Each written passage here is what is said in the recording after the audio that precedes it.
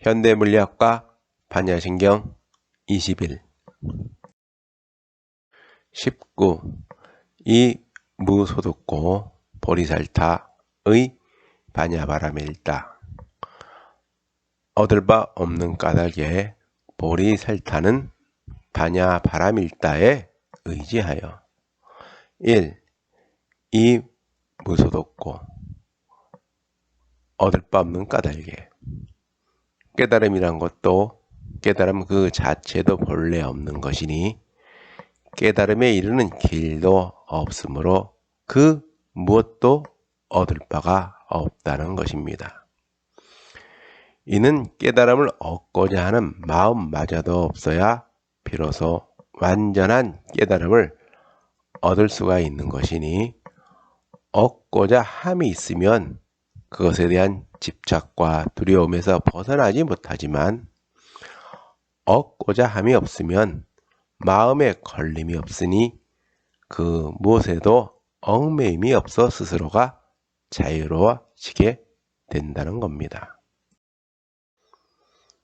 우주 만물은 본래 실체가 없는 것이므로 물질적 현상도 진리의 모습도 범마저도 없는 것이어서 깨달을 것도 없고 깨달을 지혜도 없는 것이므로 그 무엇을 구하고 얻을 것도 없다는 겁니다.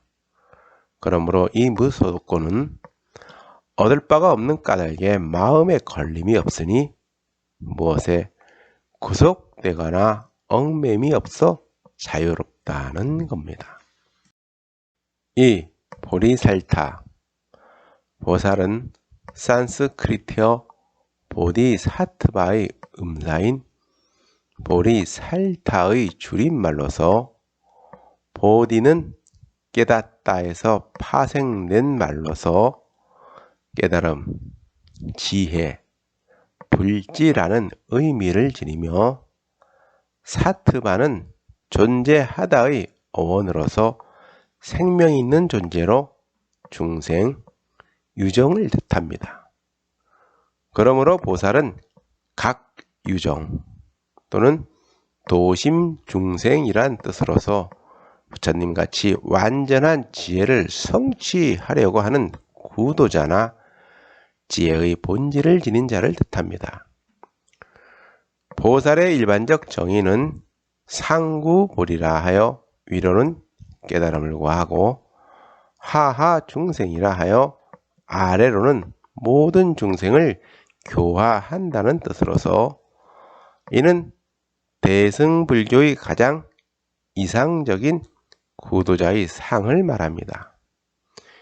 이와 같이 보살이란 깨달음에 이르렀으나 뭇 중생들과 함께하기 위해서 이 세상에 머물고 있는 자를 말합니다.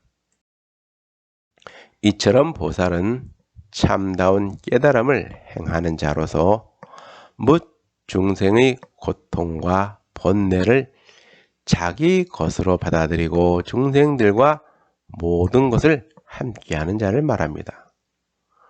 그러므로 보살은 가장 숭고한 삶을 사는 것이요 가장 참다운 삶을 사는 것이라 할 수 있습니다.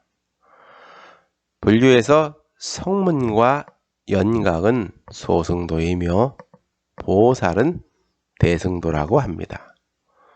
소승은 생사를 뛰어넘어 생사의 윤회를 떠나려 하지만 보살은 생사의 윤회 속에 있으려고 합니다. 보살은 생사의 윤회 속에 있는 중생들을 구제하려고 하기 때문에 생사의 윤회를 떠나지 않는다는 겁니다. 유마경 문수사리 문질품에서 유마일이 병으로 침상에 누워 있다는 소리를 듣고 문수사리는 병문안을 가서 유마일에게 이 병은 무엇 때문에 생겼으며 얼마나 오래되었으며 어떻게 하면 나을 수 있습니까? 라고 물으니 유마일이 어리석음으로 인하여 애착이 있기에 나의 병이 생겼습니다. 온갖 중생이 병이 났으므로 나도 병이 났습니다.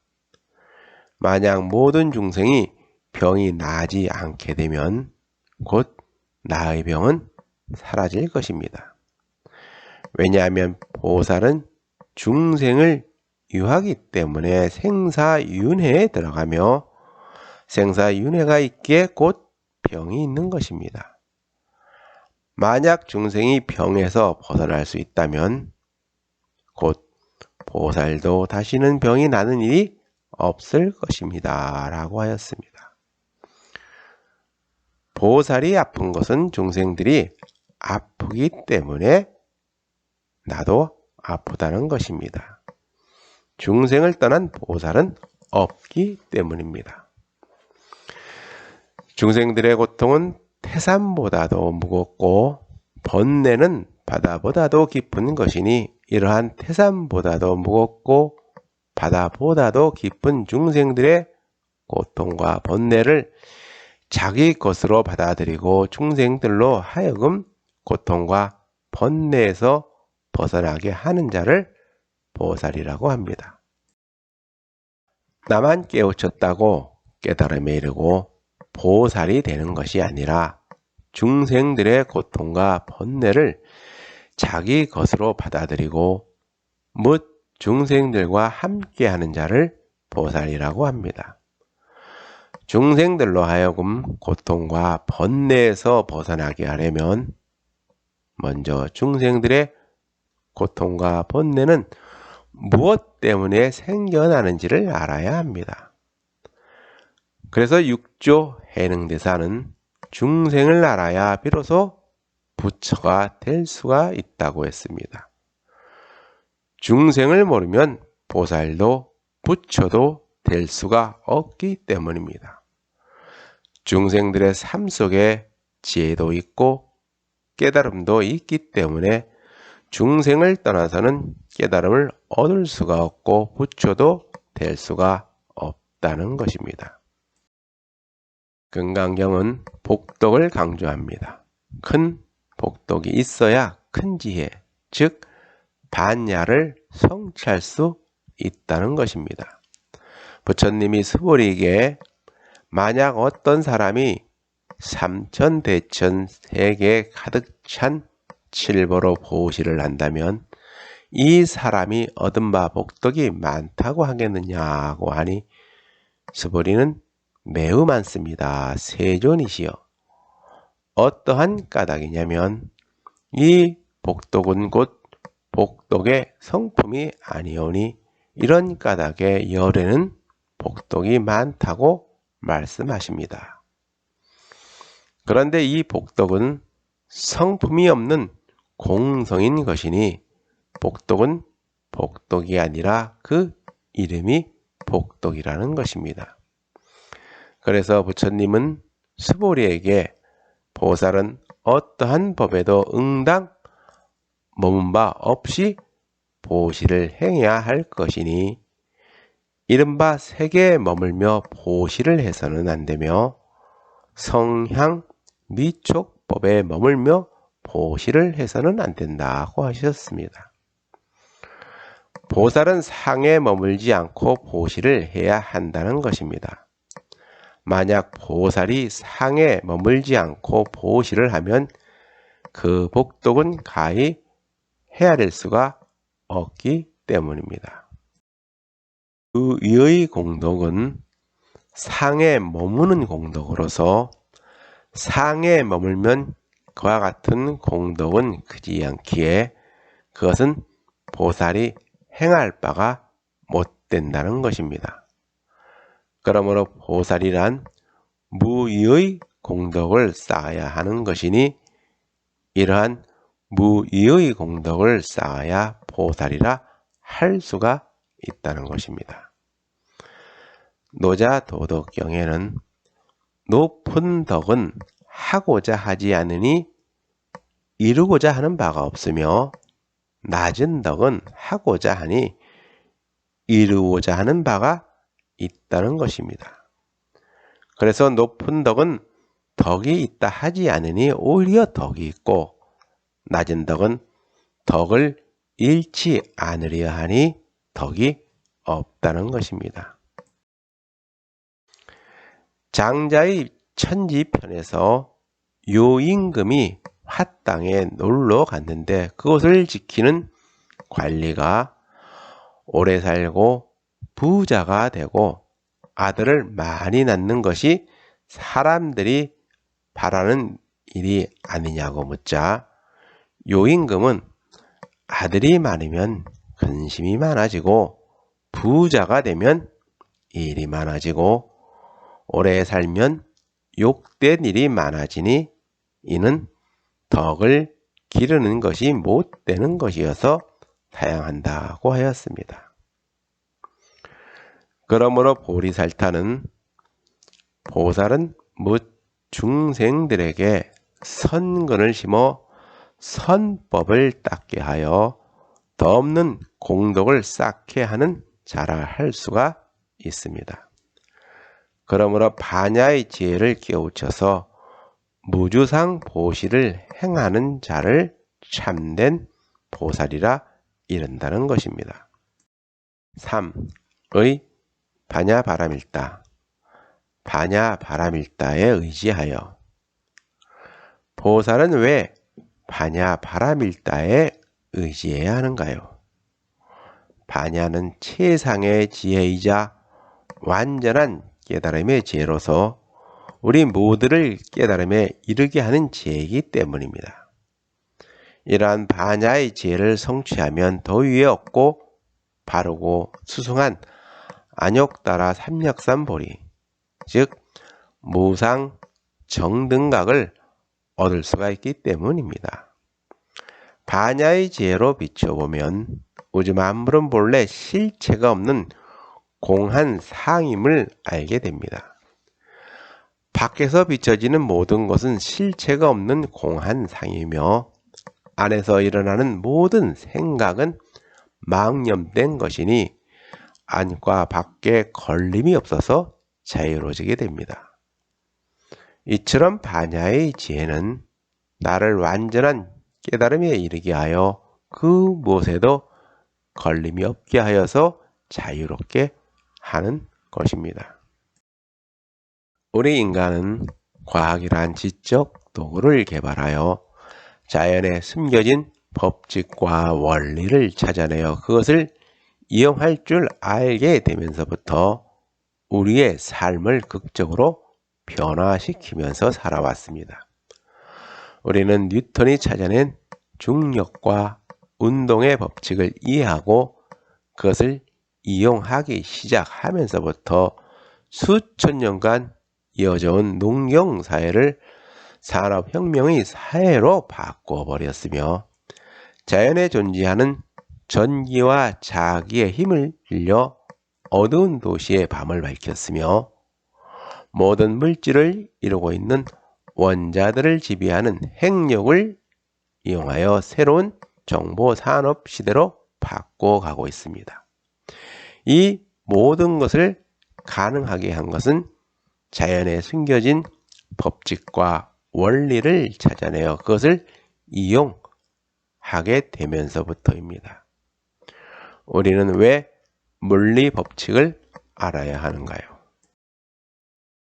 물리학은 자연에 숨겨진 법칙과 원리를 규명하는 학문으로서 지구에서 일어나는 모든 자연 현상에서부터 태양과 별들의 생성과 소멸, 은하들의 충돌, 블랙홀에 이르기까지 우주에서 일어나는 모든 것은 물리법칙을 따릅니다.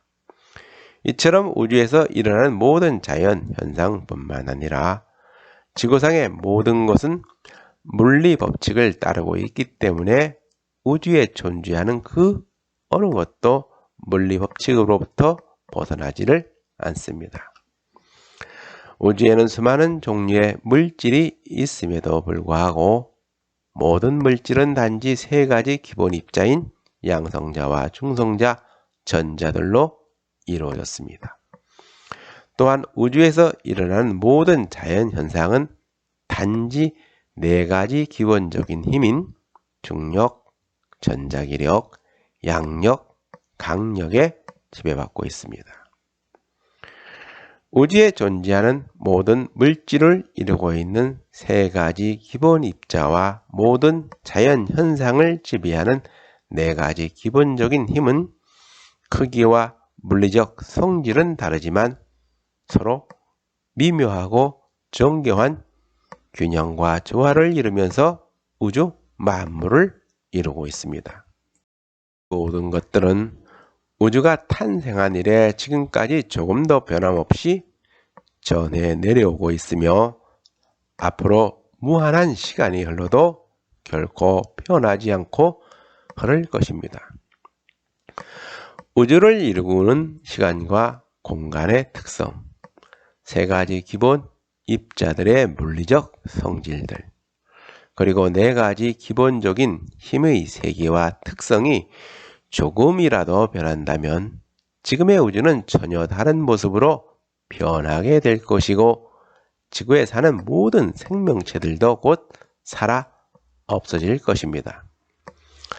인격 신이 아닌 범우주적인 신을 믿었던 17세기 네덜란드 철학자 스피노자는 신은 무한한 속성을 지닌 존재이며 이는 곧 자연이라고 하였습니다. 스피노자는 신은 하나의 전체로서의 자연이며 모든 것은 자연의 섭리에 따라 결정된다고 하였습니다. 스피노자에게 있어서 자연은 곧 신이며 신은 곧 자연인 것입니다. 아인슈타인은 인간의 운명과 행위에 자신을 관련시키는 신이 아니라 존재하는 것들이 질서정연한 조화 속에서 그 자신을 드러내는 스피노자의 신을 믿는다고 말한 적이 있습니다. 스티븐 호킹은 신의 마음을 아는 것은 자연의 법칙을 아는 것이다. 나는 아마도 21세기가 끝날 무렵에는 신의 마음도 알게 될 것으로 예측한다고 했습니다. 스피노자에게 있어서 신은 자연의 섭리이며 아인슈타인과 스티븐 호킹도 우리가 신이라고 부르는 존재는 자연의 법칙이라는 것입니다. 우리가 날마다 마주하는 모든 물질적 현상뿐만 아니라 생각과 감정, 의식 등 우리의 정신세계를 지배하는 모든 것은 물리 법칙을 따르고 있습니다. 이처럼 우리 외적 대상뿐만 아니라 우리 뇌에서 일어나는 정신활동도 물리 법칙을 따른다는 것입니다. 우리 감정과 생각, 의식뿐만 아니라 우리 모든 행위를 지배하는 것은 뇌 속의 신경세포들 사이에 흐르는 전기, 에너지의 흐름으로 비롯됩니다. 우리 정신세계를 지배하는 생각과 감정, 의식 등은 뇌 속에 있는 수많은 뉴런들이 상호작용에 의해서 이루어지며 이러한 뉴런들의 상호작용은 전기, 에너지 흐름입니다. 이처럼 우리 뇌에서 비롯되는 생각과 감정, 의식뿐만 아니라 우리 모든 행위까지도 결국 물리법칙을 따릅니다. 이와 같이 밖에서 일어나는 모든 물질적 현상뿐만 아니라 안에서 일어나는 생각과 감정, 의식 등 모든 정신활동도 물리법칙을 따른다는 것입니다. 오늘날 물리학은 우리의 외적 대상인 자연의 법칙과 물리적 현상뿐만 아니라 내적 대상인 생각과 감정, 의식과 신비의 대상인 인간의 마음까지도 탐구 대상으로 삼고 있습니다. 불교는 마음을 비우라고 하지만 물리학자나 뇌과학자들은 우리가 마음이라고 하는 알 수 없는 신비스러운 대상은 어디에서 비롯되며 어떻게 생겨나는지 그리고 어떻게 작동하는지도 탐구의 대상으로 삼고 있습니다. 화엄경에서 말하는 일체 유심조를 이제는 일체 유내조라 하여야 할 것입니다. 왜냐하면 내는 나의 모든 것이자 세상의 모든 것이기 때문입니다. 반야 바라밀다.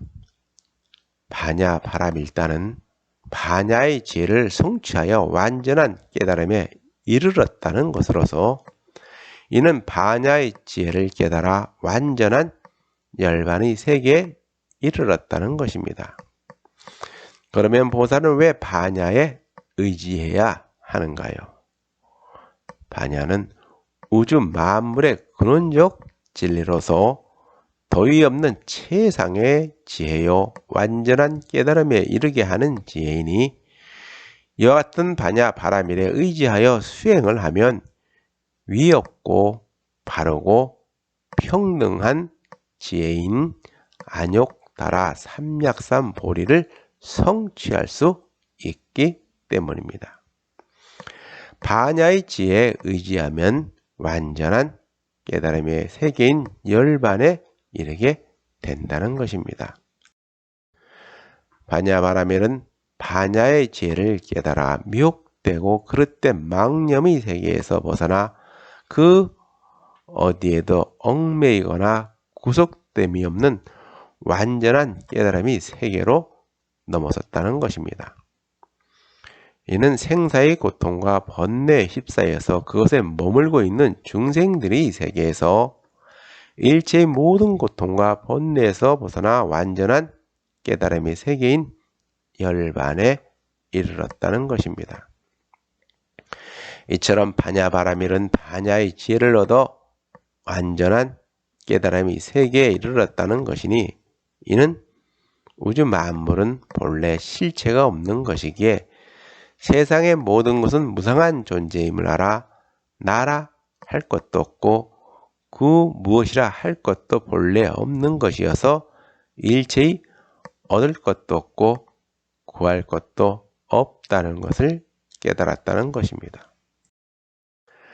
그러므로 반야의 지혜를 성취하여 우주 만물은 실체가 없는 공한 존재임을 알게 되면 그릇되고 망념된 생각에서 벗어나게 되어 스스로가 자유로워지게 되고 생사의 고통과 번뇌에서 벗어나게 되어 완전한 깨달음에 이르게 된다는 것입니다. 장자의 양생주편에 노담이 죽자 진실이 문상을 갔을 때 곡만 3번 하고 나오자 그 제자가 그 연유를 물으니 사람이 죽음에 조문을 하고 곡을 하는 것은 자연의 도리를 벗어나 진실에 반한 것이며 하늘로부터 받은 본분을 잊은 것이다. 옛날에는 그런 것을 하늘을 어긴 죄악이다고 하였습니다. 그 사람이 세상에 태어난 것은 그가 태어날 때가 되었기 때문이며 그 사람이 죽은 것도 죽을 운명에 따른 것이다. 편안히 머물면서 자연의 순리에 따르면 슬픔이나 즐거움은 끼어들 수 없는 것이다. 옛날에는 이것을 하늘의 속박으로부터 벗어나는 해방이라고 불렀다고 하였습니다.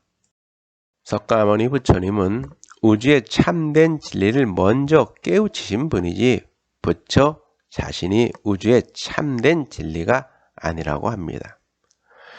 부처님은 우주 만물의 참된 진리를 먼저 깨닫고 우리에게 설하신 것입니다.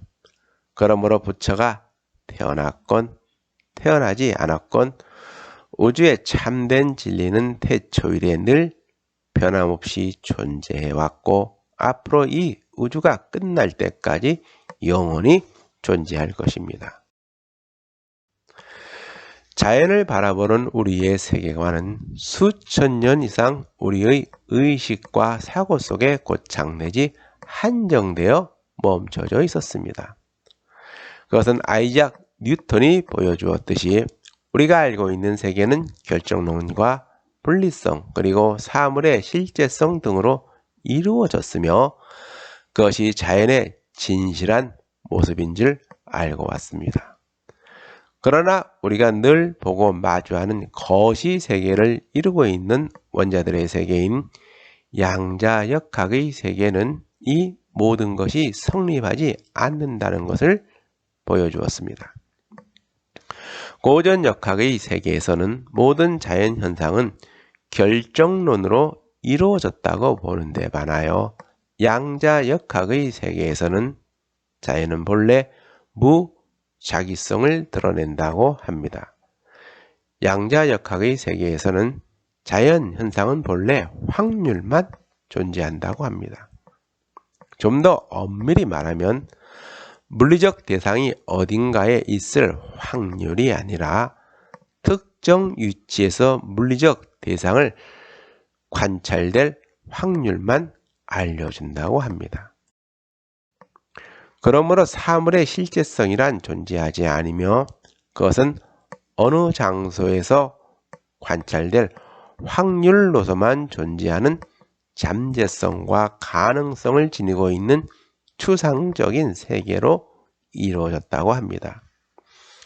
또한 분리성은 미시적 대상인 양자 세계에서는 독립된 개체로서가 아니라 서로 얽혀서 존재하며 한 장소에서 일어나는 일은 빛보다 빠르게 먼 곳에 즉각적인 영향을 미친다고 합니다. 어떠한 물리적 힘이 작용하지 않더라도 서로에게 동시에 영향을 미치는 이러한 유령과 같은 원격 작용을 아인슈타인은 도깨비 같은 작용이라 하면서 받아들이지 않았습니다. 이처럼 원자들의 세계인 양자역학의 세계에서는 아주 먼 거리에 떨어져 있더라도 서로에게 즉각적으로 영향을 미치는 현상이 존재하는데 이것을 얽힘이라 불렸으며 이와 같은 얽힘 현상은 양자역학의 세계에서는 실제로 존재한다는 것을 실험을 통하여 보여주었습니다. 미시적 대상인 양자역학의 세계에서는 고정된 관념이나 편견으로 자연을 대하면 사물을 바르게 볼 수가 없다는 것을 말하고 있는 것입니다. 양자역학의 세계는 우리에게 고정된 사고에 얽매이지 말고 어떠한 편견에서도 자유로워지라고 말하고 있습니다. 무엇에 얽매이거나 집착하게 되면 그것에 갇히게 되어 사물의 진실한 모습을 바르게 보지 못하게 되기 때문입니다. 양자역학의 세계는 어떠한 인이냐 모든 편견에서 벗어나게 하여서 그 무엇에도 얽매이지 않게 하여 나를 자유롭게 합니다. 어쩌면 양자역학의 세계는 나를 진정 자유롭게 하여서 깨달음의 세계로 이끌어주고 있는지도 모릅니다. 불교는 부처를 죽이고 조사도 죽여야 진정한 깨달음을 얻을 수가 있다고 합니다. 이는 정말로 부처를 죽이고 조사를 죽여야 한다는 의미가 아니라 경전의 내용이나 조사의 가르침을 극복하고 그것을 뛰어넘어서야 완전한 깨달음에 이를 수가 있다는 것입니다. 그러니 경전에서 말하는 깨달음에 이르게 하는 지혜나 방편은 완전한 것이 아니니 그것에 너무 의지하지 말라는 것입니다. 그러므로 경전에 속지 말고 조사의 가르침에도 속지 말라는 것입니다. 오직 반야의 지혜에 의지하여야 깨달음의 세계로 넘어설 수 있다는 것입니다. 왜냐하면 경전에 있는 부처나 조사의 가르침은 깨닫기 위한 하나의 방편이지 깨달음 그 자체가 아니기 때문입니다. 완전한 깨달음에 이르게 하는 것이 곧 반야의 지혜이며 반야의 지혜로서 우주 만물의 실상을 살펴보면 우주 만물의 참모습을 알게 되고 자신의 본래 모습을 보게 되어 완전한 깨달음의 세계에 이르게 되기 때문입니다. 이것은 자연을 탐구하여 새로운 법칙과 이론을 세우는 과학자들에게도 같은 방식으로 다가옵니다. 완전한 깨달음을 얻고자 하면 조사나 선사들의 가르침을 뛰어넘어야 반야의 지혜를 성취할 수가 있듯이 과학자들은 새로운 법칙과 이론을 찾고자 하면 앞선 선구자들이 이루어놓은 이론과 법칙에 근거하여 새로운 것을 찾아 나서야 하기 때문입니다. 그것이 깨달음을 구하는 수행자나 새로운 이론이나 법칙을 찾고자 하는 과학자들에게도 숙명인 것입니다. 아이작 뉴턴은 자신이 멀리 볼 수 있다면 그것은 거인들이 어깨 위에 서 있기 때문이다 하고 말한 적이 있습니다. 지구에서 일어나고 있는 모든 물리 법칙을 저 멀리 밤하늘의 별과 은하들에도 똑같이 적용할 수 있음을 보여주어서 자연에 대한 우리의 세계관을 지구에서 먼 우주까지 넓혀주었던 아이작 뉴턴은 말년에 이렇게 말하였다고 합니다. 내가 세상에 어떤 모습으로 비칠지 모른다. 그러나 나 자신에게 나라는 존재는 눈앞에 펼쳐진 진리의 바닷가에서 놀면서 이따금 좀 더 매끄러운 자갈이나 예쁜 조개 껍데기를 찾아내면 즐거워하는 소년에 지나지 않는다. 그동안 알고 있던 시간과 공간의 절대성을 일시에 무너뜨려서 자연에 대한 우리의 의식과 세계관을 한순간에 바꾸게 한 알버트 아인슈타인은 하늘을 보면 그들로부터 배운다. 스승은 진정 존경해야만 하는가. 별들은 뉴턴의 법칙에 따라 묵묵히 그리고 영원히 그들의 궤도를 돈다. 그러므로 의 반야 바람일단은 반야 바람일에 의지하여 수행을 하면 위없고 바르고 평등한 지혜인 안욕따라 삼맥삼보리 즉 무상 정등각을 깨닫게 된다는 것입니다.